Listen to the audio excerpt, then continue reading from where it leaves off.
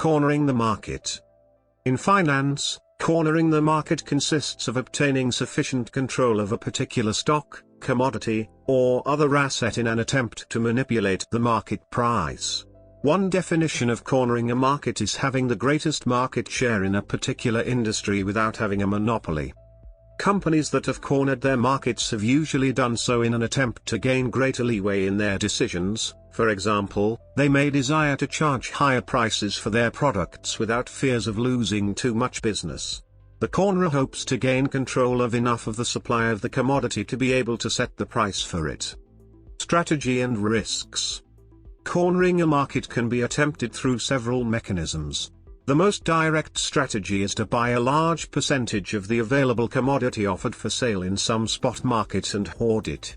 With the advent of futures trading, a cornerer may buy a large number of futures contracts on a commodity and then sell them at a profit after inflating the price.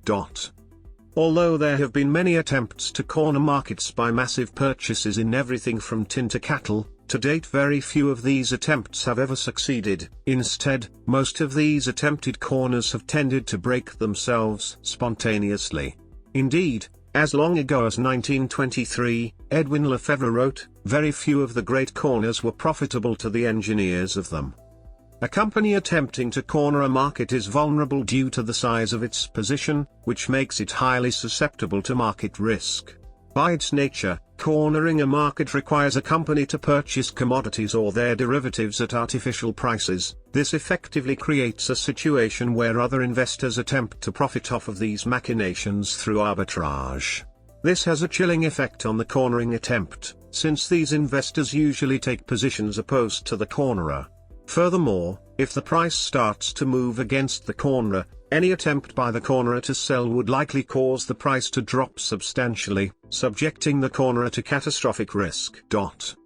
In nearly all cases, the company simply runs out of money and disbands before getting close to controlling prices. In the few cases where companies have purchased a dominant position in a market, governments and exchanges have intervened. Cornering a market is often considered unethical by the general public and has highly undesirable effects on the economy. Historical examples.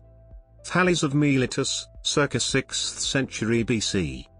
According to Aristotle in the Politics, Book I section 1259a, Thales of Miletus once cornered the market in olive oil presses. 19th century, classic examples by Edwin Lefebvre. Journalist Edwin Lefebvre lists several examples of corners from the mid-19th century. He distinguishes corners as the result of manipulations from corners as the result of competitive buying. James Fisk, J. Gould and the Black Friday, 1869. The 1869 Black Friday financial panic in the United States was caused by the efforts of J. Gould and James Fisk to corner the gold market on the New York Gold Exchange. When the government gold hit the market, the premium plummeted within minutes and many investors were ruined. Fisk and Gould escaped significant financial harm. Lefebvre thoughts on corners of the old days. In chapter 19 of his book, Edwin Lefebvre tries to summarize the rationale for the corners of the 19th century. 20th century, the Northern Pacific Railway. The corner of the Northern Pacific Railway on May 9, 1901, is a well-documented case of competitive buying, resulting in a panic. The 2009 annotated edition of Reminiscences of a Stock Operator contains Lefebvre's original account in Chapter 3 as well as modern annotations explaining the actual locations and personalities on the page margins. 1920s, the Stutz Motor Company. Called a forerunner of the Livermore and Cutton operations of a few years later by historian Robert Sobel, the March 1920 corner of the Stutz Motor Company is an example of a manipulated corner ruining everyone involved, especially its originator Alan Ryan. 1950s, the onion market. In the late 1950s, United States onion farmers alleged that Sam Siegel and Vincent Kosuga, Chicago Mercantile Exchange traders, were attempting to corner the market on onions. Their complaints resulted in the passage of the Onion Futures Act, which banned trading in onion futures in the United States and remains in effect as of 2018. 1970s, the Hunt brothers and the silver market. Brothers Nelson Bunker Hunt and William Herbert Hunt attempted to corner the world's silver markets in the late 1970s and early 1980s, at one stage holding the rights to more than half of the world's deliverable silver. During the Hunt's accumulation of the precious metal, silver prices rose from $11 an ounce in September 1979 to nearly $50 an ounce in January 1980. Silver prices ultimately collapsed to below $11 an ounce 2 months later, much of the fall occurring on a single day now known as Silver Thursday, due to changes made to exchange rules regarding the purchase of commodities on margin. 1990s, Hamanaka and the copper market. Rogue trader Yasuo Hamanaka, Sumitomo Corporation's chief copper trader, attempted to corner the international copper market over a 10-year period leading up to 1996. As his scheme collapsed, Sumitomo was left with large positions in the copper market, ultimately losing $2.6 billion. Hamanaka confessed in June 1996, and pleaded guilty to criminal charges stemming from his trading activity in 1997. A Tokyo court sentenced him to 8 years in prison. 2008, Porsche shares in Volkswagen.